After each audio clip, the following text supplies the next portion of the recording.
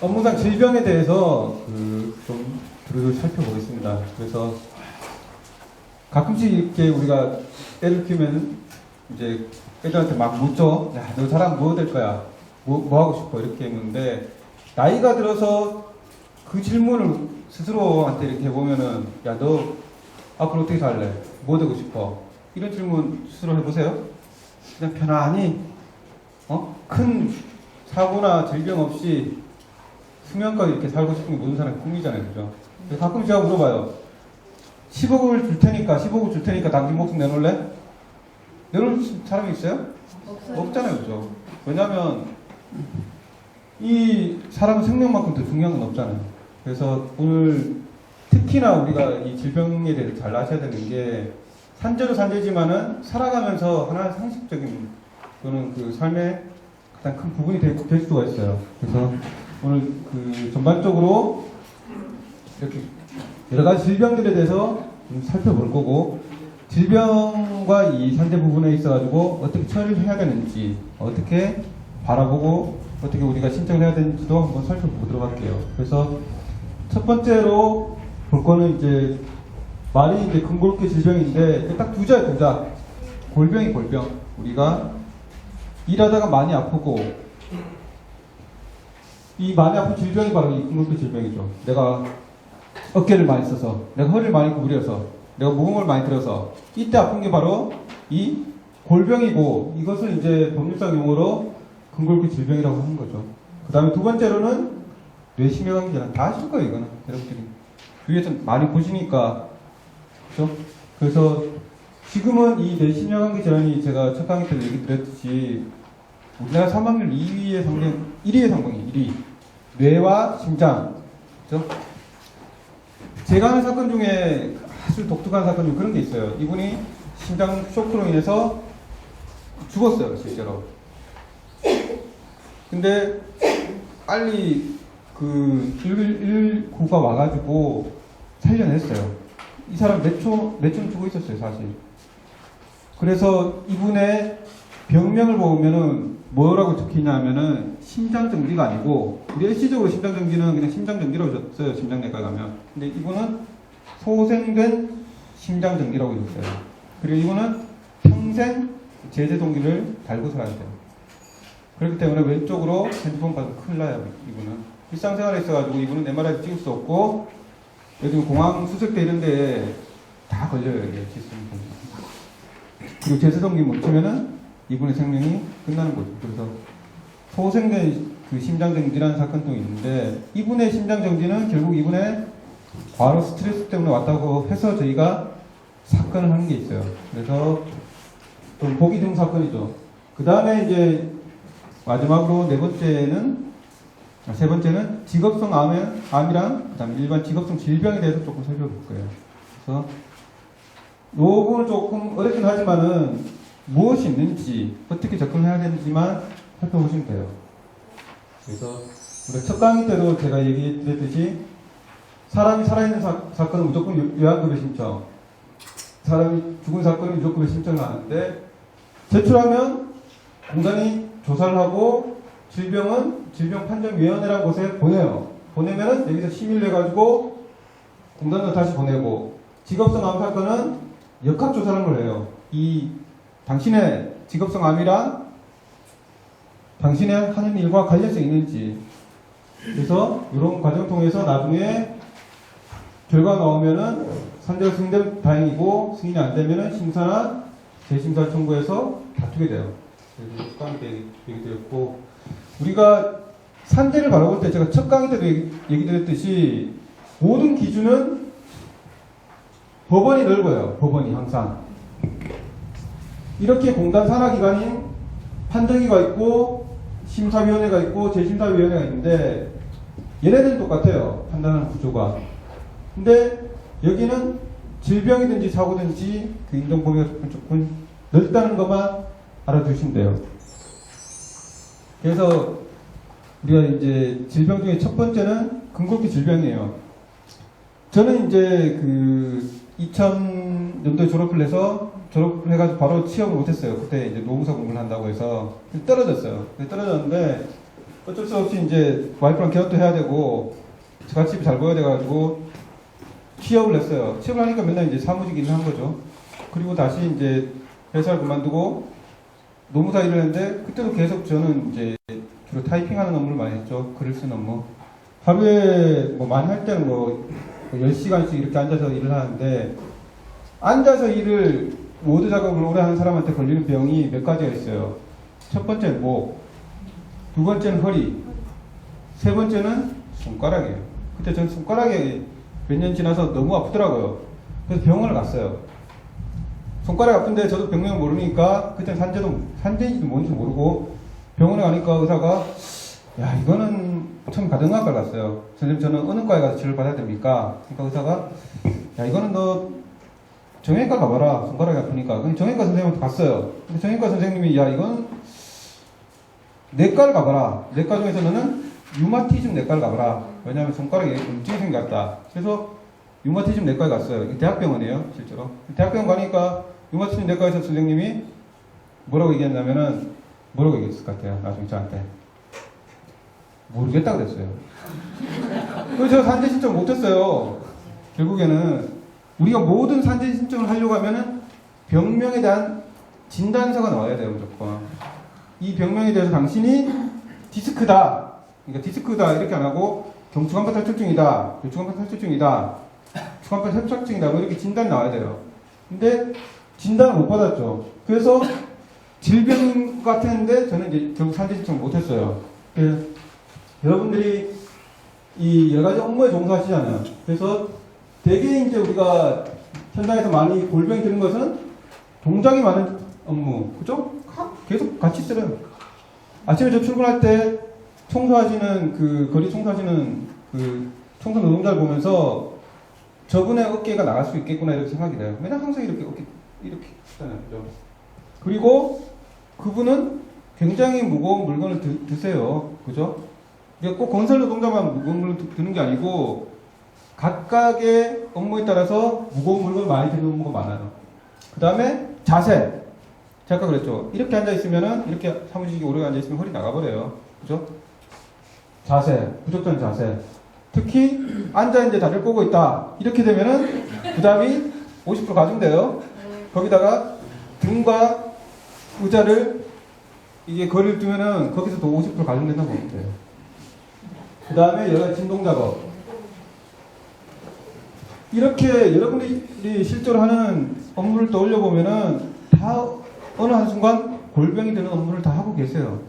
한 개씩 한 개씩 살펴보면. 그것이 쌓이다 보면 어느 순간 병으로 나오는 거죠. 제가 두 번째 시간 얘기 드렸듯이 우리 허리는 2m에서 떨어져도 괜찮은 정도의 튼튼한 구조가 돼요, 원래는. 근데 이게 20살 때부터 조금 나빠지면서 여러분들이 업무를 통해서 이런 걸 하잖아요, 그죠? 그러면 참을 때까지 참았다가 얘가 터지거나, 그죠? 흘러나오거나, 그렇게 되면 디스크가 되죠, 이게, 그죠? 그래서 대부분의 이제 근골격 질병들이 이런 걸 통해서 발생을 하는데 사실상 승인되는 율은 50%밖에 안 돼요, 무조건. 지금 제가 조금 전에 통계를 봤는데 54%까지 나왔는데, 왜냐하면은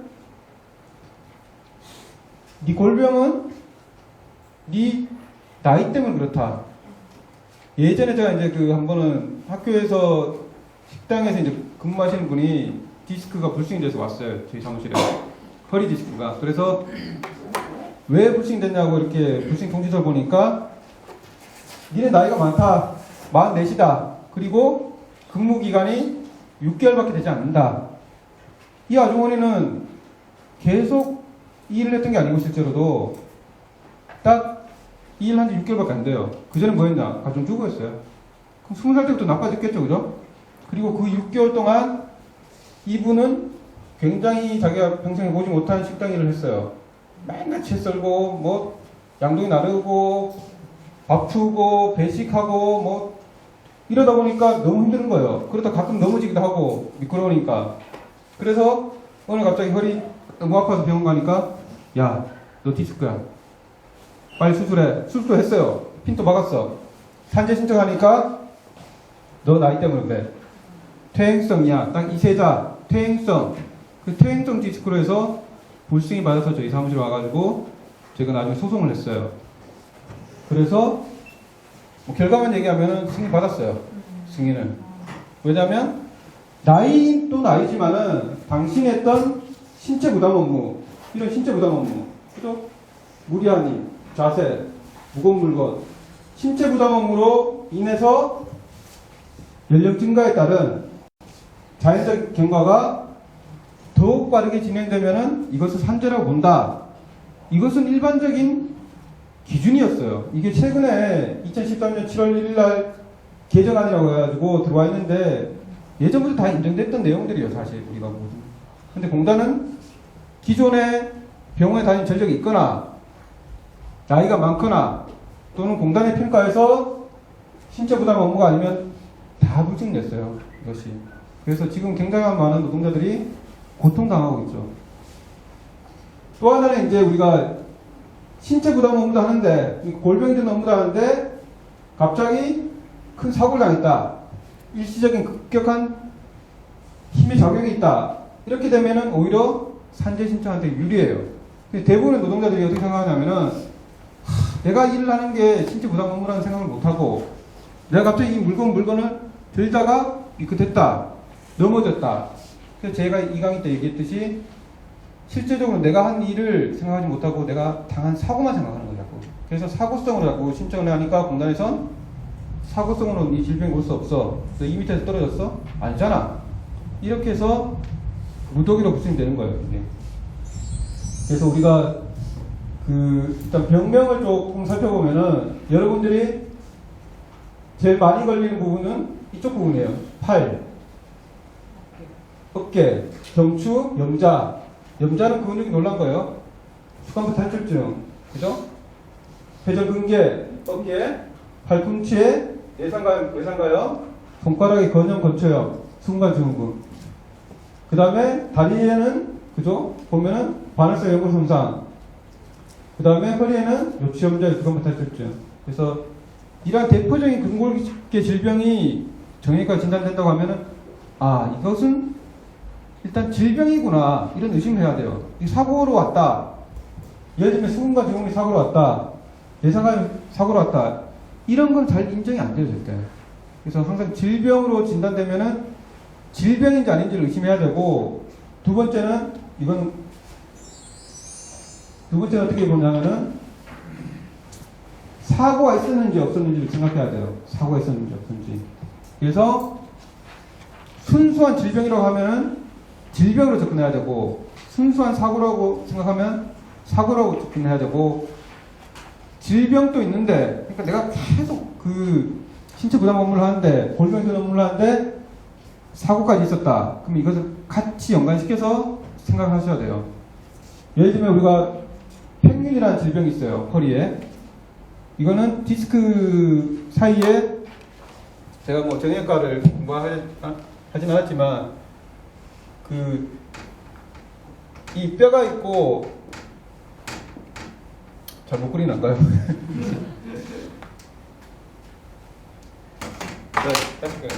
이게 뼈가 있고, 이 안에 이제 디스크가 있잖아요, 그죠? 그럼 이게 섬유인이라는 걸로 감싸고 있어요, 일단은. 그리고 여기에 신경이 흘러내려가고 있어요. 그래서 이 디스크가 섬유인을 뚫고 나오려고 하면은 이게 조금 부풀어지잖아요, 그죠? 이게 팽윤이에요, 팽윤.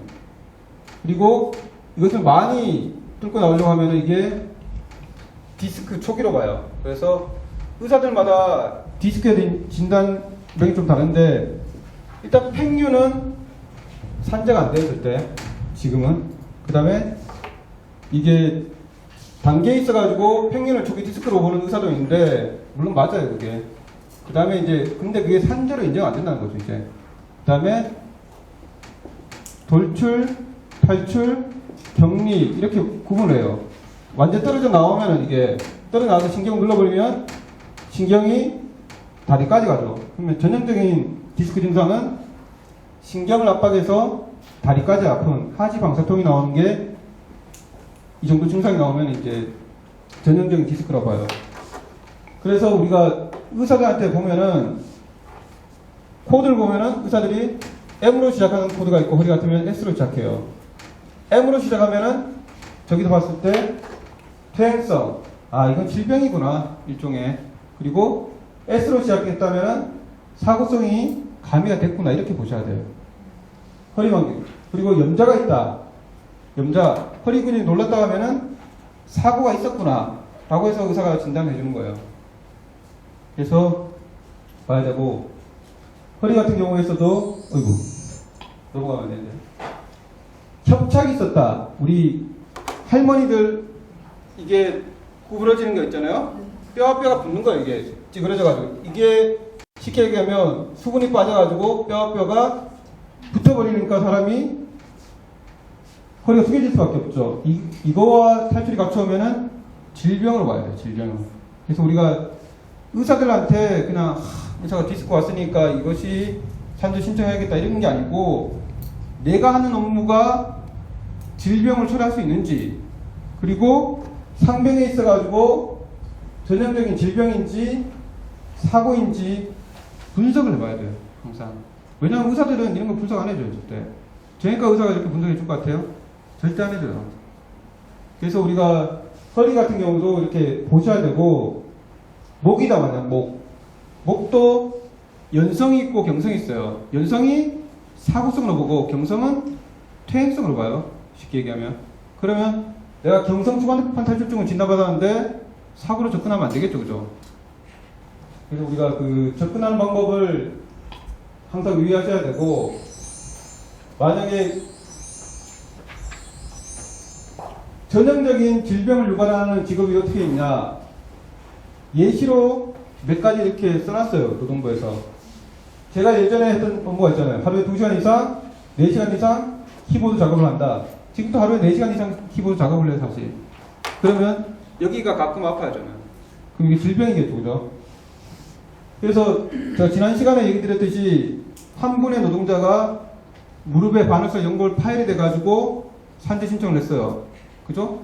이분이 사고 경위 쓴 게 갑자기 앉았다가 일어서니까 무릎이 나갔다. 병원에 가니까 반월성 연골 파열이 됐다. 그래서 산재 신청하니까 승인이 안 났다 그랬죠. 왜냐하면 아까 보셨듯이 반월성 연골 파열은 질병이었고, 질병은 질병으로 접근하는 거죠. 그죠? 그래서 그분이 했던 것은 하루에 2시간 이상 쪼그려 앉아가지고 용접 업무를 했어요. 그죠? 질병이죠, 질병. 완전히 잘못 신청한 거죠. 그죠? 우리가 하루에 10회 이상 25kg 이상 물건 든다. 허리가 나갔다. 그죠? 그런데 그때 갑자기 큰 물건에 부딪혔다. 그러면 질병도 있고 사고도 있고 이렇게 그 접근을 해야 되는데, 대부분의 노동자들이 사고로 접근하는 경우에 너무 크기 때문에 여러분들 항상 사고로만 접근하지 마시란 거예요. 예. 그래서 보통의 우리가 예를 든 게, 제가 허리를 예를 들었지만은 어깨도 마찬가지예요. 그리고 무릎도 마찬가지고.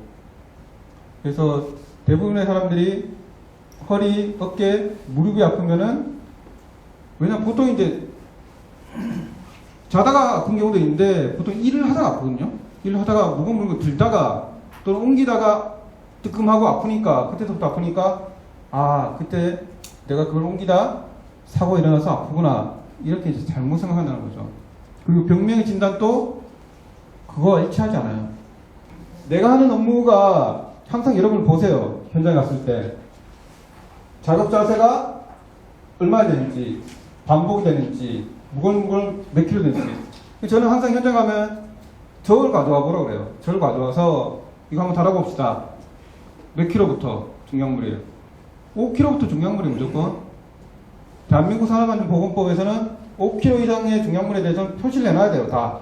그리고 그 중량물에 대해서 작업 방법이라든지 이런 것들을 다 설명해야 돼요. 그때 저희가 아까 6개월 근무해가지고 디스크 산재로 인정받으신 분은 나중에 고소해버렸어요. 왜냐하면 사업적 비협조적 나오니까 저 사업장의 산업안전보건법에 대해서 조사를 해달라. 관할 노동부에 그 노동부 나오거든요. 다 와서 조사를 해. 그러니까 식당에 그 당시에 이제 성균관대 그 학생 식당이었는데 거기 뭐 제대로 그 다 법 지키겠어요? 다 법 위반이죠. 거기 쌀포대 몇 킬로예요? 보통 10kg, 15kg. 중량은 표시 안 하잖아요. 그리고 그 무거운 물건 드는데 어떻게 들어야 되는지, 어떻게 작업동을 해야 되는지 안 가르쳐 주고 설명 안 하잖아요. 다 법 위반, 법 위반, 법 위반. 그래서 우리가 이렇게 이 사업장은 중량물을 많이 취급하는데 사업장 노동자들한테 안 가르쳤다. 그래서 이제 그걸 증거자료를 제출했죠, 법원에.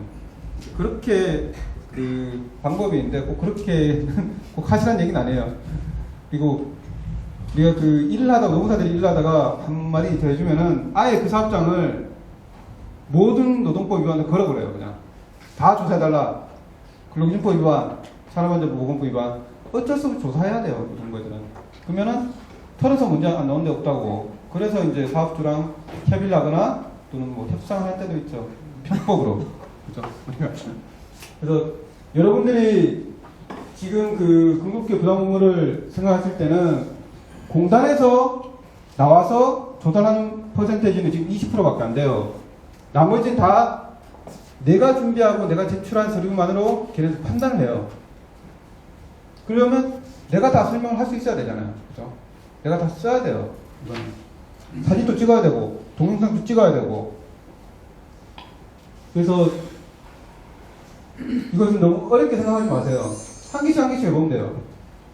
진단서 끊었는지, 의사한테 병명으로 진단됐는지, 의사한테 물어봐요. 이게 전형적인 사고성이냐, 퇴행성이냐, 이 질병이.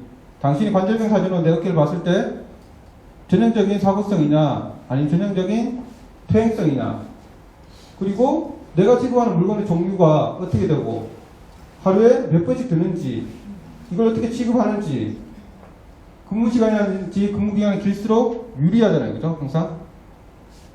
그 다음에 예전에 병원 다닌 기록이 있으면은 그 병원에 가서 의사 선생님한테 사정을 하든지 얘기를 해서 예전에도 이 사람이 허리에 많이 부담 업무를 가졌기 때문에 치료를 받은 적이 있다. 그리고 특히나 이제 그 재전에 특별한 사고가 있었다. 무거운 물건 들었다. 그리고 우리 사업장에서는 비슷한 사람들이 비슷한 항병으로 인정받은 사건이 있었다. 이런 것도 다 중요한 증거자료예요. 저희가 이제 소송을 할 때는 이게 제일 중요한 자료예요. 우리 이학회법보다. 얘가 아픈데 나도 아플 수 있는 거 아니냐? 그럼 판사가 할 말이 없어요. 근데 노동부에서는 별로 이것을 중요한 자료로 생각하지 않죠. 그래서 이건 이제 한 개씩 한 개씩 체크해 보라고 해서 저희가 이제 나중에 보시면 되고, 제가 샘플을 한 개 보여드릴게요, 최근에. 이 어린이집 선생님이 자기 허리가 아프다고 왔었어요, 저한테. 그래서 산재 신청을 해달래요. 근데 보통의 이런 근골격 질병 사건은 수임을 하잖아요. 그러니까 사건 안 맡아요, 저는. 왜냐면은 당신이 더 잘할 수 있는데 왜 나를 시키느냐. 내가 뭐 당신 하는 일을 어떻게 하느냐. 그죠? 그래서 보통 이제 사람 죽는 사건을 하다 보니까 이런 사건들은 보통 이제 직접 시키거나 노동자업이 있으면 노동자업을 하라고 해요. 그래서 방법을 가르쳐 주는 거죠. 그래서 이분은 한번 물어봤어요. 몇 년 일하셨습니까? 그러니까 채 이거 해봤자 3년이 안 돼요. 그죠? 어린이집 보육교사. 어린이집 선생님 아시죠? 그죠? 네. 어린이집 선생님들 뭐 어떤 거 하는 거예요? 애 보는 거 하잖아요. 애, 그죠? 젊은 말 꼬마애부터 5살짜리 애까지. 여기 혹시 있을지도 모르는데 어린이집 선생님, 그래서 제가 한번 해보자 그랬어요. 워낙 독특한 직업이고, 저도 어린이집 맡기지만 애들, 어린이집 선생님들이 이렇게 힘든지 몰랐어요. 진짜 조사해보니까 맨날 하는 게 애들이 항상 작으니까 애들 책상도 작아요. 항상 꼬리고 있어요. 항상 모든 수업은 구부려야 가능해요. 대화도 가능하고 뭐 필기도구도 주는 것도. 그리고 어린애일수록, 그러니까 저학년 애일수록, 그러니까 2살, 3살 이런 애일수록 많이 울어요. 많이 안아줘야 돼요. 굉장히. 신학기가 되면 애들이 다 바뀌잖아요. 그때는 난리. 그래서 항상 안아줘야 돼요. 제가 얘기했죠. 중량물은 몇 킬로부터예요? 애들 다 중량물이잖아요. 근데 애들 중량물인데 실제로 애들은 더 무겁게 느끼죠. 그죠? 제 애기가 지금 3살짜리 놈인데, 얘가 이제, 저도 이제 보고 들면 한 14kg 되는데, 그래서 그 다음에 이제 업무에 관련되는 징표도 굉장히 많았어요. 그리고 어린 선생님도 보면은, 그 원에서만 일하는 게 아니고, 통학버스 할 때 애들 태우잖아요. 그죠? 하루에 몇 번 할 것 같아요? 20명이면은, 태울 때 20번. 그죠? 아니에요. 거기서 앉혀야 돼요, 의자에. 그죠? 그리고 나중에 또 빼야 되고, 내려야 되고, 그거까지 다 보면은 우리가 수량적으로 계산이 가능해요. 그리고 애들 몸무게도 몇 킬로냐 다 조사했었어요, 저희가.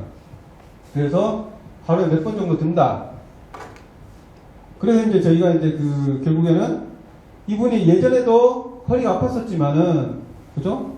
3년 정도 일을 하다가 신체 부담 업무, 중약물 취급 업무, 상시적으로 허리를 구부린 업무 때문에 더욱더 나빠져가지고 디스크가 왔다라고 산지했는데 다행히 됐어요. 그래서 여기 도와줬던 그 녹색병원 선생님도 와 그러더라고.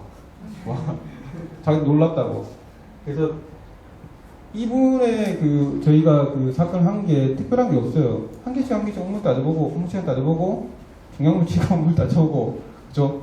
그다음에 작업 방법이라든지 작업 사실 다 따져봤어요. 하나하나 사진 다 찍어보고 선생님들. 그러니까 이제 어린이 선생님 참 대단하게 보이시더라고요, 진짜. 그래서 이렇게 하시라는 거고,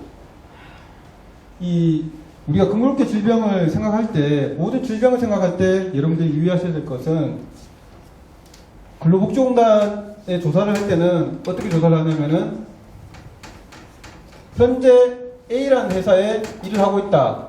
그러면 A라는 회사에 현재 하는 공정이 가다. 그리고 예전에는 나라는 공정을 했고 이 사람이 가에서 예를 들면 디스크가 나왔다고 하면은 요것만 조사해요. 요것만. 근데 여러분들이 이전 업무에서도 허리 부담 업무를 했다 예를 들면 이거 얘기를 해야 돼요. 이거 얘기를. 그리고 내가 A라는 회사를 입사하기 전에 B라는 회사에서도 동일하거나 비슷한 업무를 했다. 그럼 이것도 얘기해야 돼요. 이거 조사 안 해요, 공단에서.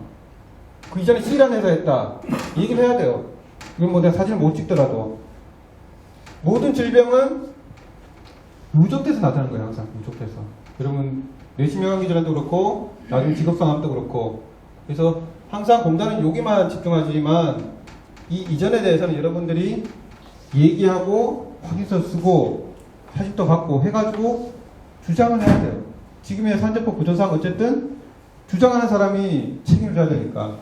그래서 한 개씩 보면은 예전에 공정 또는 입사 후 공정이라든지 업무 내역 그리고 업무 시에 여러 가지 골병이 될 수 있는 요인들을 내가 얘기하고 있는지 또 쓰고 있는지 그 다음에 우리가 신체 부담 업무에 대해서 충족하고 있는지 아닌지 그 다음에 나중에 이제 사고가 있었으면 사고에 대해서 얘기를 해야 되고 그죠? 그리고 특별한 게 없어요. 사진. 여기 사진 못 찍은 사람 있어요? 동영상 못 찍은 사람 있어요? 다 쓸 수 있잖아요. 그죠? 진술서 동료들한테 내가 정리한 것만큼 진술을 받고 그 다음에 업무와 관련된 지시서라든지 매뉴얼에 있으면 첨부하고 그 다음에 뭐 동료들의 이제 그 질병 등 사례가 있으면 첨부하고 그 다음에 이것들에 이제 그 전문가들한테 평가받는데 이게 없어도 특별히 영향을 안 미쳐요. 그래서 근골격 질병들은 여러분들이 할 수 있어요. 조금만 훈련을 받으시면. 그래서 근골격 질병들은 저는 이제 잘 하지 않는데 보통 소송만 해요. 다 안 되고 온 거. 그래서 이제 막 찾아내고 이런 것만 하는데 신청 사건들은 오히려 현장에서 하는 데를 보면 잘하는 데는 굉장히 잘해요. 승인율 막 70%, 80% 되는 데도 있어요, 사실. 보통 평균은 50%밖에 안 되는데. 왜냐면은 내 업무는 내가 제일 잘한다. 이런 것만 있으면 돼요. 그것을 제가 얘기 드렸듯이 중학교인 우리 아들이 이해할 수 있을 정도만 쓰시면 돼요. 그래서 이 어린이집 선생님은 나중에 그 어린이집 그 사이트가 있어요. 그 사이트에 그 자기 소식을 올려놓고 굉장히 기뻐했는데 지금도 치료받고 계세요. 그래서 제가 수술은 하지 마시라. 왜냐면 절대 허리에 칼 대는 것은 5%밖에 안 된다. 조심하시고 치료만 받으시라. 그래서 이분이 받는 경제적 이익은 없어요, 사실. 한 150만 원 치료비? 저희가 받는 경제적 이득도 없어요, 사실. 왜냐하면. 근데 하나의 좋은 케이스가 됐기 때문에 해본 거죠. 두 번째는 뇌신혈관 질환입니다. 그래서 사망률 1위의 이 뇌신경 질병에 대해서는 우리가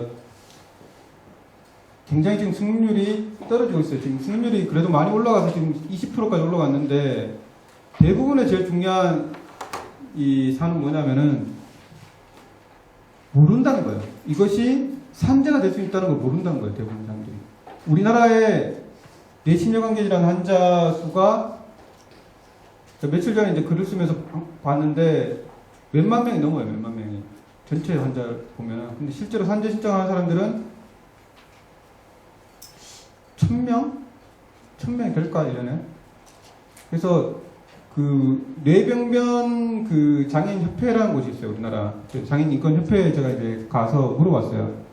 당신네 그 협회 회원들 다 뇌병변, 그러니까 거기는 뇌경색 뇌출혈 환자들인데 그 중에서 산재로 신청된 사람들의 통계가 있느냐?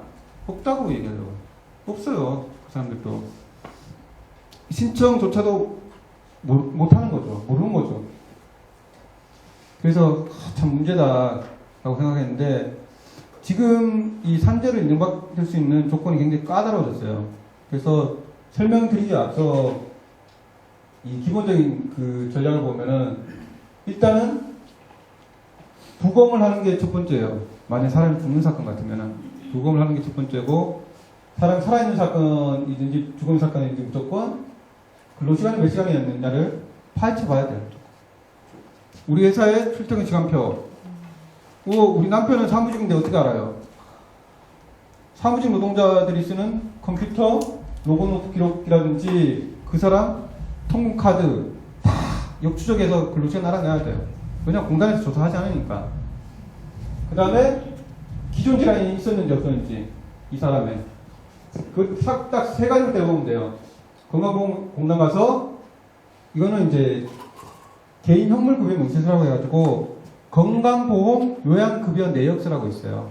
이것은 사람이 살아있으면은 환자가 만약 병원에 있으면 무조건 그 환자가 가야 돼요.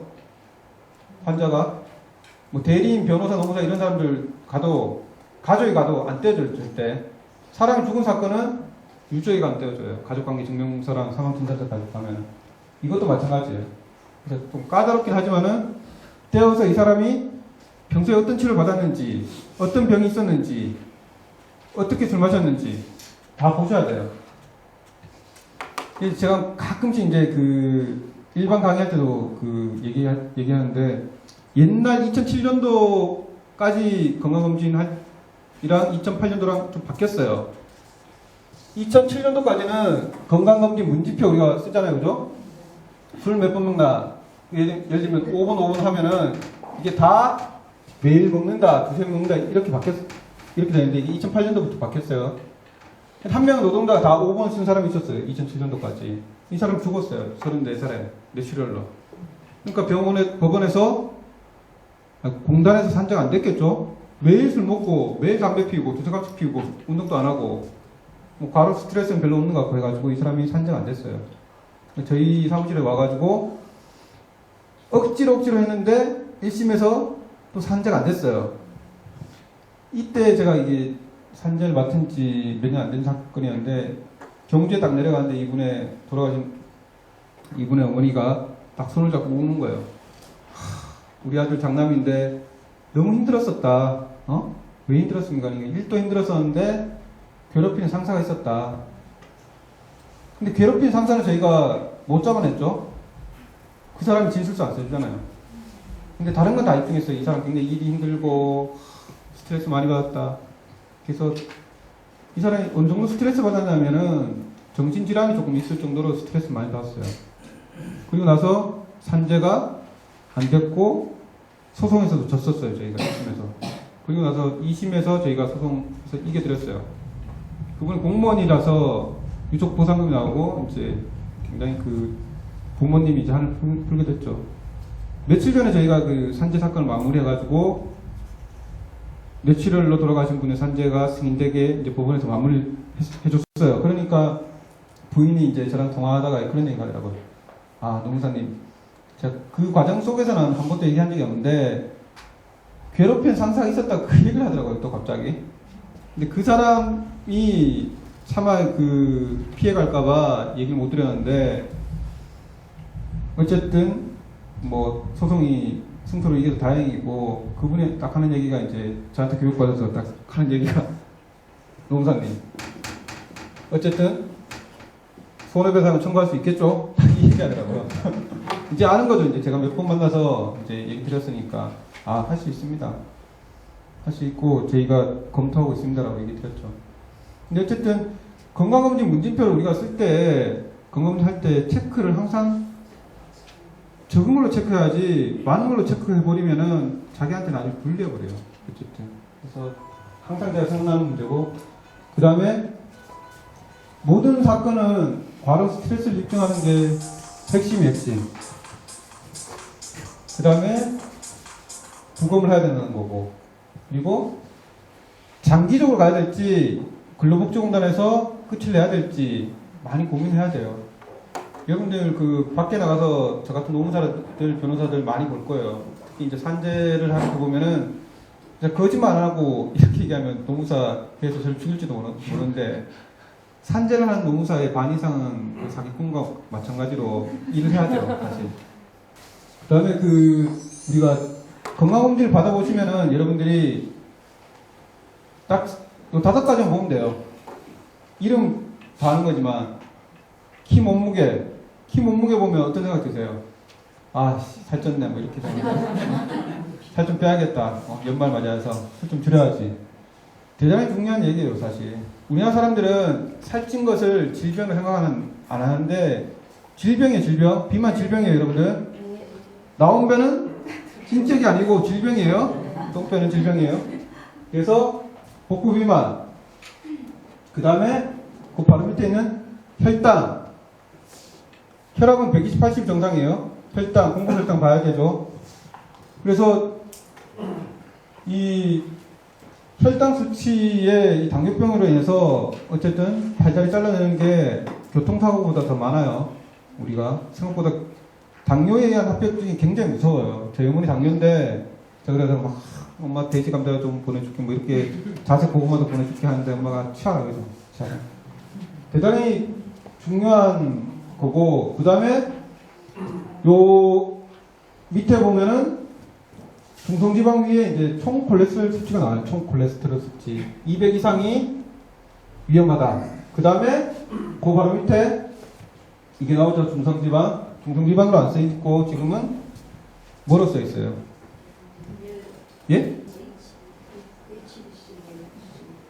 그거 바로 위치고 트리글리세라이드라고 써있어요. 트리글리세라이드.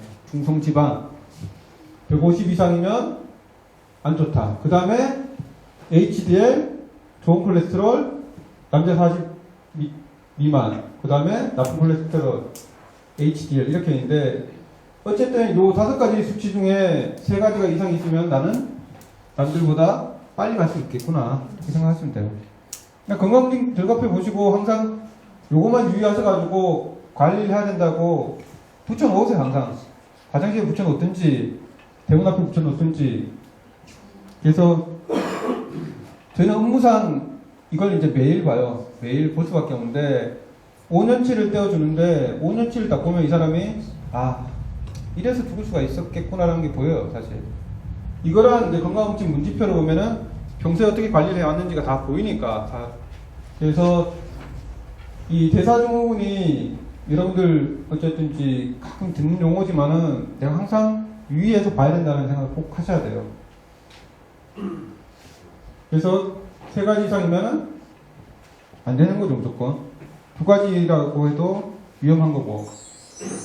그래서 우리가 기존에 이제 고혈압이 있다, 혈압이 높았다, 똥배가 나왔다, 동맥경화가 됐다, 고지혈증이 됐다, 당뇨도 있다. 이건 이제 기존 질환으로 표시하지만 동맥류라고 하는 것은 머릿속에 혈관에 꽈리가 있는 거예요, 쉽게 얘기하면. 그 꽈리 속에서 혈관이 터져버리면은 뇌동맥류 파열이나 뇌출혈이 돼요. 우리나라 뇌출혈의 두 번째로 많은 게 뇌동맥류 파열에 의한 뇌출혈이에요. 여러분들 머릿속에 있을 수 있어요. 저 머릿속에 있을 수 있어요. 한 번은 예전에 귀가 잘 안 들려가지고 저한테 상담받으러 온 적이 있어요. 난청 때문에.